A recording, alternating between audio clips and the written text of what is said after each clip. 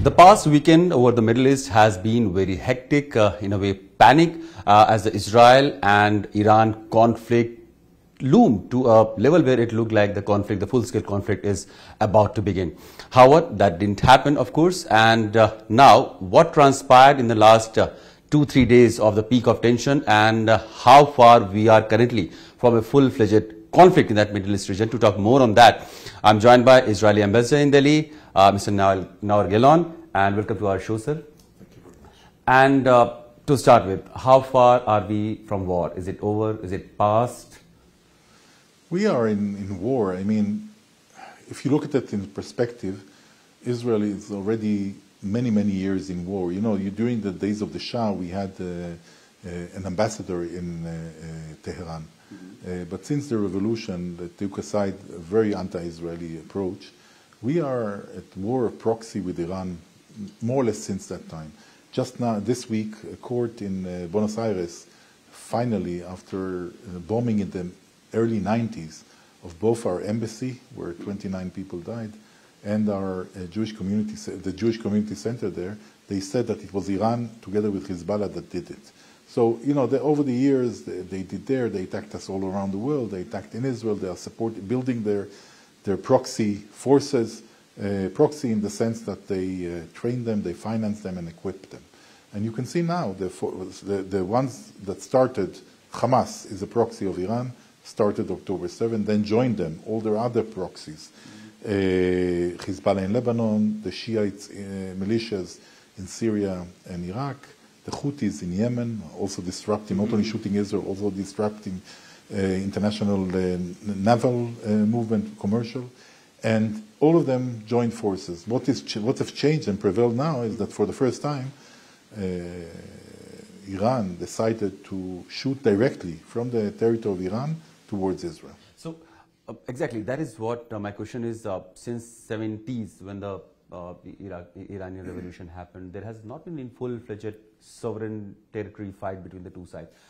What do you see was the reason why did this escalate to a level where Iranian from its own land tried to attack Israel through missiles? I think that there was a lot of criticism on Iran, who built the forces, and the expectation, what they tried to do, Hamas, is to create a full-fledged multi-frontal war with Israel. That all the enemies, all these proxies will come to full war. But what happened is really that because of our warning, our deterrence, and Americans on October 8 already sent fleets to the region threatening Iran from a full-fledged war. What happened is that Iran decided not to throw in all the forces. Hezbollah, for example, is limiting its war with Israel to near the border, 3 to 5 kilometers. Because if it will be full-fledged, the fear, beyond anything else, that the damage to Lebanon and to Hezbollah will be such that they will lose a lot of the investment Iran that they put there. So they didn't go into a full-fledged war, and now, you know, some extremists in the Muslim world are saying the Iranians, they pushed us to fight, and now they're standing back. So I think that they needed to prove that they are not letting others fight and stay out of it. And this is probably the #1 motivation why they attacked Israel there. So the Israeli side's stance has been that most of these proxies have been fighting against Israel for a very long time, and that probably escalated to this level. There is Iranian side of the story as well, which suggests that Israelis struck the consulate in Damascus in Syria, and that was the thing that Iran took it as a attack on the sovereign territory of Iran, and this escalation, the latest escalation at least, is a result of that. So Israel never assumed responsibility to this attack. By the way, if you look at the history, Iran blamed Israel for many attacks in Iran on its territory against nuclear scientists, against the chief of the nuclear program, people who were assassinated. Always they blame Israel. So if they blame Israel now and they blame Israel then, so why now? I mean, if the claim is that we attacked in Syria now, and one should ask himself why in a so-called consulates there were 7 Revolutionary Guard officers, the people who are activating all the destabilization effort of Iran in the region and support of terrorism. That's what they're doing.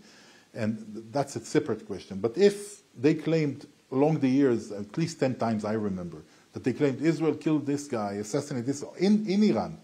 So now, what's the difference in this sense? So Iran attacked Israel with about 300 or so. 350 drones, projectiles, everything.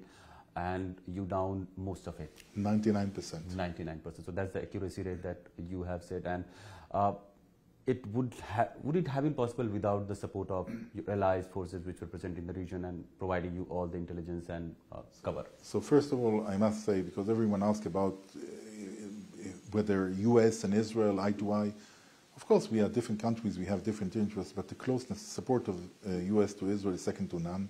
The Americans really, outstandingly from October 7, all along, they saw things differently in some junctions, but in general, the support is huge. And also there, the Americans were very relevant and bringing also other friendly countries in the region. And together, I think the success was a joint success. Of course, Israel has Iron Dome and Arrow 2 and Arrow 3 and David Sling. We have systems that we have developed that are very unique in the world, that are our technologies.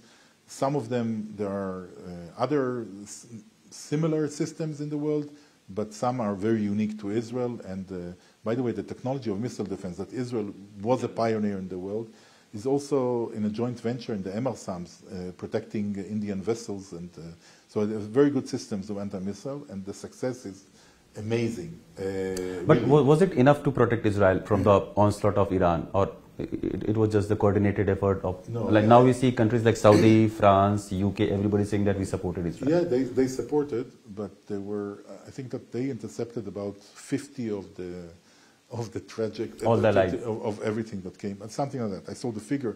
Okay. I saw it in the press, not in our numbers. So they still, by the way, there were out of them 110 surface-to-surface missiles, heavy. These are very heavy and dangerous. These were intercepted mostly. I read that about half of them misfired or didn't reach and fell, and also killed people in Jordan on the way and were short firing. But the ones who came to Israel, to reach Israel, which is 60 maybe, or I don't know how many, or if it's half, more 50, 60, were intercepted, but a couple of them which hit army base, Air Force base in the southern part of Israel. So at the end of the day, what is amazing that from all the UAVs and the cruise missiles that are going along the surface, not out of atmosphere, 0 penetrated. With the cooperation, there was a very critical cooperation. We also sent aircraft to shoot them down one by one above friendly countries in the region. So I think it was an amazing job. It showed that it's possible to create protection from these systems. It's not, again, 1% did go in, and the fear, and I'll tell you why, the surface-to-surface missiles are the ones who will, in one day, if Iran has a nuclear weapon, will be the one to deliver the nuclear, if they decide to use it. And this is part of the fear, I think, in the region, part of the fear for Israel. We showed capacity. We will have to perfect the capacity to have 100% of success, not 99%. But I think it's very encouraging in general. And Iran nuclear, if you're attaching it, I think that the other fear, if you look at the behavior of Iran now, which includes destabilizing regimes around the region, wherever you look in West Asia, you see Iran involved in the mess. You can see them, of course, sponsoring terrorism, what I said, with proxy countries. You can see them doing piracy in high seas. Just now, before they did it through proxy, through the Houthis in Yemen, because what the Houthis are shooting at ships and things, it's all Iranian. So now Iran is doing it directly on a ship where 17 Indian sailors are there. Iran shot those missiles. They're having multiple cabinet security meetings in Israel during the peak of tension, and then after that Iran attack also. What is the scenario now? Is Israel planning to retaliate, or it'll be like just a pass? So I will finish just that and say, think of Iran, its behavior, with having the feeling of protected by a nuclear umbrella, untouchable. What you see now, you will have 10 times worse behavior by Iran. Now, when it comes to retaliation, we said this is not going to go unanswered. When, how, directly, indirectly, which way, let's keep everyone, I don't know, but I'm happy that everyone is guessing. This cannot go, an attack of 350 projectiles towards Israel from Iran, and not only from Iran, by the way. Important, also the proxies shot from Lebanon, from Iraq and Syria, and from Yemen. All of them shot at Israel at the same time. It was coordinated to arrive, because they have different flying time, and to arrive at the same time to challenge our defense systems. It cannot get, because in our region, if you show that you are weak or unready to take the challenges, you will have a greater challenge in the future. And we have to send Iran the message that this is unacceptable, and there is a price to be collected on any behavior. The answer will be to the proxies or to directly Iranian? No, let's have everyone nervous. I'm happy. Why should always Israel be the attacked one and the preparing one and the fearful one? No. I think that it's good that also other parties in the region now will start thinking of every move they do, whether something bad is going to happen around the corner. It's good. Bad people, it's good that they are taking out their energies on protecting themselves rather than killing other people. The conflict has taken a toll on the maritime trade routes also. Red Sea was already in the problem. Now we see Strait of Hormuz also happening. There is this latest incident of MSC Aries being taken over by Iranian government. Do you know anything about MSC Aries? There are claims that it was owned by Israelis, and that was one of the reasons why it was taken over by Iranians. So I saw reports, again, that of an indirect part of the ownership of the holding company that is holding not the ship itself in any way. So, but it's not connected. Why is it relevant? Why is it relevant if it's an Israeli? Is it legitimate? Assuming it would have been a full Israeli ship, is it legitimate to do piracy and take the ship in the mid-sea? Is it legitimate to shoot from Yemen on ships because they assume that they have connection to Israel or going to offload in Israel or anything of the sort? I think that by the question you give legitimacy to attacking Israel, and I don't see that. I think that it's illegitimate. There are international laws, and people have to abide by international laws. This is high sea piracy, what they are doing, and it's not connected to Israel. It's connected to their behavior of putting pressure on all the world, and that's why the world have to unite. That's what I'm saying, and unite and put pressure on Iran to start behaving like a normal country.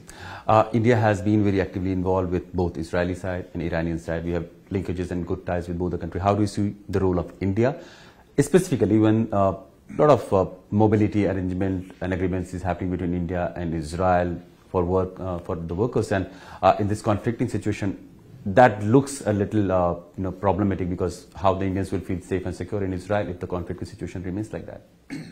So I would say, first of all, what we expect from the world, as I said before, India is part of the free world, democratic world, and the people who are trying to do good for the people, not harm for other people. And I expect all this world to unite and put pressure on Iran to stop its behavior of destabilizing, supporting of terrorism and all that, and come back to be a normal country. So this is on that level. Otherwise, we don't, again, I don't see anything going good with Iran. This is going to go on if the message is not given to them. This is very important. And about the Indians, like, will they continue to go? Is there any more batches of Indians planned there? In general, when we are looking to protect the people of Israel, we don't discriminate. We don't look and say, this is an Israeli, this is a tourist, this is an Indian worker, this is, no. We protect everyone. When we showed our ability to protect our population, when we intercepted 99% of the incoming projectiles, the only wounded, by the way, was a small 7-year-old Bedouin girl who was hit. Unfortunately, there is no safe room where she lived, and she was hit by shrapnel there. I hope, we pray for her speedy recovery. But other than that, we know how to protect the people. We do at utmost. By the way, also when it comes to compensation, when we have people hurt, injured, we give the same compensation, and it's a very generous one, whether it's an Israeli citizen or a tourist or a Filipino foreign worker. They all would get the same compensation. So I think that the Indians coming to Israel are as safe as the Israelis, and we make an utmost effort to protect our people. 60 or 70 Indian workers were recently sent to Israel. They were facilitated by the embassy because G2G arrangement has been there. Is there more batches of Indians who are willing or who have been, recruited by the Israeli companies which are going to be there? There are many next? Indians that are wishing to go to Israel. There was also a process, but the Indian government on its behalf, once it took out a travel warning, it will stop until travel warning is removed, I guess.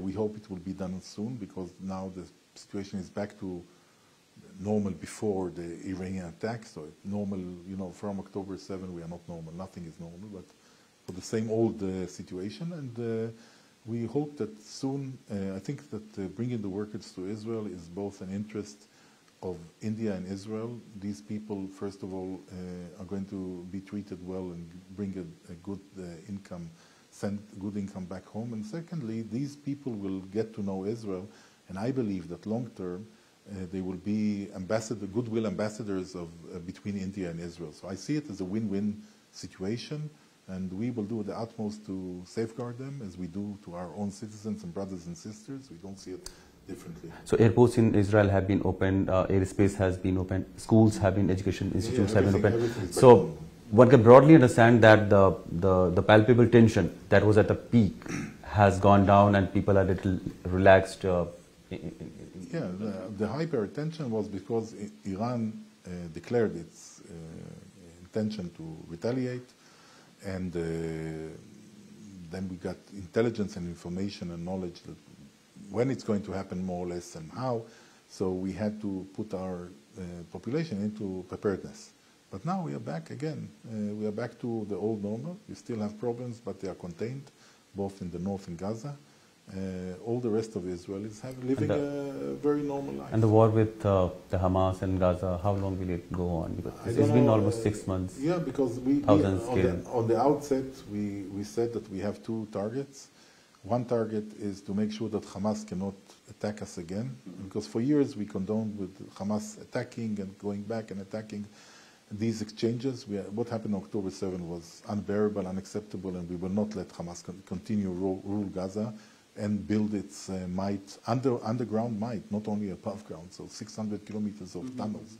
So this is one element. The second element are the kidnapped, the hijacked Israeli and foreign citizens, 133 people. Ambassador, we need to bring them back. If you can tell us exactly what is the number of abducted person of Israeli who are still in the captivity of Hamas and that organization? We have 133 people that we count. We declared some of them dead according to DNA and other things, but there are quite many supposed to be alive. Some murdered during their captivity, which is terrible. We know of abuse, we know of sexual harassment. There are testimonies because people came back, and we need to bring them back. So we have there from one, Kfir Bibas, the youngest. He was 9 months old when he was kidnapped, and now he's 6 months older. And there are people in their late 80s or second half of their 80s, and they have to come back. These are normal people who lived there, were in their home. People with guns came in and took them in. Some are wounded, some need medicines. It's a terrible situation, and this has to be solved. 30,000 people, that is the rough figure that the Palestinian authorities have placed there. 30,000 people have been killed in the Israeli military action in Gaza. There is a military action that still is going on. Several of these 1,000 people have been civilians. Aid workers have been also killed. Do you think that kinds of now creates a concern among the world powers who have been supporting Israel against in the retaliation against Hamas, that the civilian casualty is one thing that Israel hasn't been very careful about? So I will say a little bit about that. First of all, the figure of 30,000, not Palestinian Authority, Hamas Ministry of Health in Gaza. And these are terrorists that disinformation, misinformation is their middle name. But beyond that, they don't make a differentiation between civilians and terrorists. And we know for sure that we killed more than 12,000 terrorists. So in the numbers that you mentioned here, if they are true, correct to start with, there are many, many, many terrorists. Maybe close to half of them are terrorists. And by the way, international experts, and this is the most populated place in the world, with over 2 million people in a small area, with underground war, when Hamas has the interest of having more and more civilian population casualties because they want pressure to amount on Israel to stop, because they understand that if we continue, it's their end. So it's a very complicated war. We are doing the utmost to minimize the casualties, to bring in humanitarian aid in big numbers. By the way, very important also to mention, aid workers that you said, there was a very unfortunate mistake done by our side, and procedures were taken against the ones who were responsible. But when you come to UNRWA, the UN organization, we know for a fact we arrested quite a few UNRWA workers who were actively participating in the attack on October 7, who were Hamas people. We know like 1,200 people of UNRWA are connected to Hamas in different ways, in different levels of connection. It's a big problem there. It's very hard in such a place to do, we are going very slowly. We are trying to recommend to the population, move out according to international law, move from the place, don't be in war zone. We are doing utmost really to minimize. We are doing it for two main reasons. One is we are humanitarian people, we don't want people to die. The second one, we understand that the more people die, there is more pressure on Israel. So has the pressure been mounting up, especially in the case of civilians being killed and also humanitarian aid not being allowed to the extent that it would help or suffice to the population of Gaza? Pressure is all the time there. Pressure is always there. In all the history, there is always pressure. On Israel? Yeah, because at the end of the day, when Hamas is hiding under the people in tunnels, people don't like to see a picture of a military and on the other side to see civilians. It's never a good picture. We are trying to minimize this suffering. We are not sadistic people who are trying to do suffering, but there is a job to be done. And Hamas doesn't care about its population as much as we care about the population of Gaza. We're trying to do the utmost to prevent. Pressure is there. Pressure is always there, but there is something here that we have to do because we cannot live. Look, we have now so many fronts around us. Everyone is uniting against us. It's very, very hard for us. We have to do the job. If not, we will not be able in this country, Israel. People from India probably didn't visit. Many didn't visit. It's a country that is 140, 150 times smaller than India. So we go in population and territory into India 140 and 150 times. So it's a tiny country, very strong. We are united in fighting their enemies. But still, we have to do what we have to do. We evacuated about 200,000 people from their homes, both in the north and around Gaza. Now, slowly, we are trying to bring them back. Evacuate or recommended them to evacuate. You cannot make people evacuate. But it's very complicated. We have to bring back security to the people of Israel so they feel comfortable going back to their homes, be it in the north, be it around Gaza. And these are things we have to do. That's the responsibility of a government. The first responsibility, have your citizens feel safe in their country. And this is what we are trying to do now. Okay. Thank you, Ambassador. Thank you for talking to CNN News 18 and sharing all the insight and inputs regarding the latest escalation of tension that is happening in the Middle East. Thank you. Thank you very much. Thank you. Thank you.